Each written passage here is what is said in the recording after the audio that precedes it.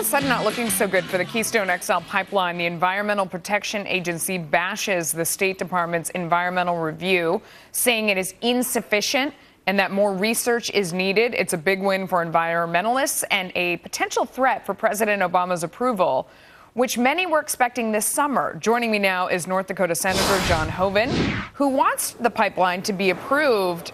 The EPA cited environmental concerns, rail shipping costs. I mean, it's a long list, cleanup efforts, all as reasons not to approve the pipeline. How damaging is this? Well, Melissa, it's really hard to understand. Once again, EPA is moving the goalposts. The State Department has conducted 4 environmental impact statements and found no significant environmental impact. Now EPA, after the comment period, comes back and says, well, we want to know what the social cost of greenhouse gas emissions are, and we want to study pipeline safety after that's been studied for almost 5 years. So how big of a blow is this? Because you sort of expect the EPA to come out and be against anything that's fossil fuel, to be against a pipeline. So it's not surprising. At the same time, people are making a big deal out of it. Does this stop you in your tracks? Well, that's what we're trying to find out from the administration. The project's been delayed 4.5 years.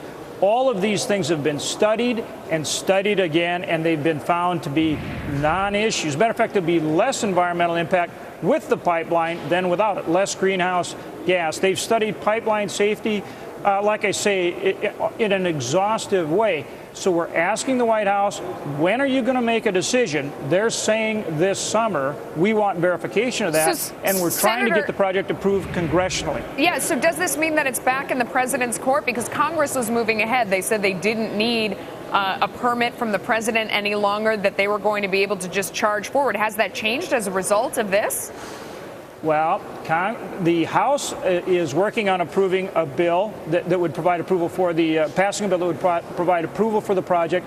In the Senate recently, as an amendment attached to the Democrat budget, I was able to sponsor an amendment. We got 62 votes in support of the pipeline. But the key is that we can move freestanding legislation through the Congress approving the project without the president. And that's going to come down to what the Democrat leadership in the Senate is willing to let us vote on.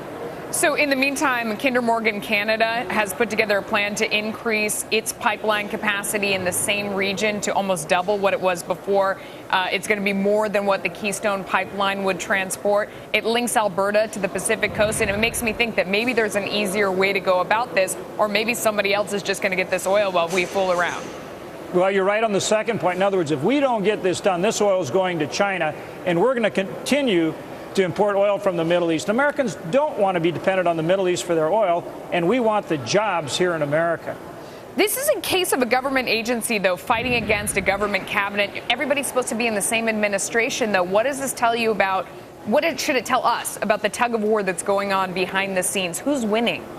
It just doesn't make any sense, and it shows why our economy is struggling to get going, because here's the kind of regulatory barrier that's stopping us from producing more energy, creating jobs, creating economic activity, and national security, producing our own energy rather than getting it from the Middle East. Senator, what's your bottom line on this? I mean, do you think we're ever going to see this pipeline? If you were a betting man, what would you tell our audience?